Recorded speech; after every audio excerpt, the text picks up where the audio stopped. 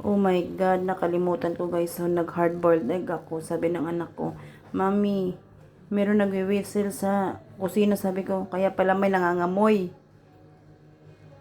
Sabi ko, oh my God, yung itlog ko pala, hindi ko nakalimutan ko guys. Nangangamoy na sunog.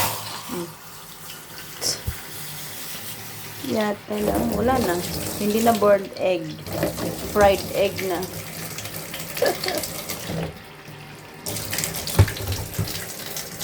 Manang. Facebook pa more, guys. Yan o. Wala na. Hindi na siya hard-boiled egg. Yatay.